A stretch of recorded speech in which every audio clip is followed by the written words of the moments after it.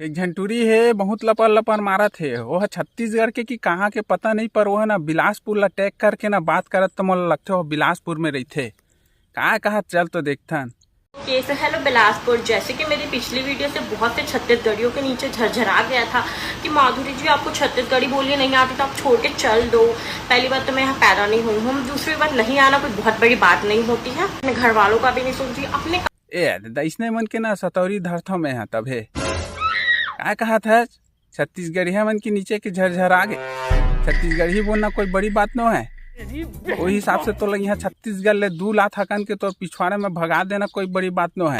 झरझरी कहा था तो छत्तीसगढ़ी भाषा है, बोल तो दे है नहीं। पैदाइश न है कहा था ना यहाँ के पढ़ी बाहरी मुठिया में भगा भग दूध हो ना कुला उठा भागो और हिम्मत नहीं करबे छत्तीसगढ़ में आके। जहाँ पैदा हो उन्हें समाधि बनवाबे, समझिए। दाई दादा बात नहीं सुना था कहा था ना, वो तो दिखत तो 4 ढाल है। फैशन और मेकअप ओवरलोड है लेकिन दिमाग अनलोड है, बिल्कुल खाली डब्बा। ये तेरी बोलबे ना कहीं सोच समझ के बोलबे छत्तीसगढ़ के छत्तीसगढ़ी है बारे में। दे दिखत ना ये दवाई स्पियर सफा चट छींचे लाए हैं, छीत दू ना पट ले ढलंग जाबे अभी चौधरो के।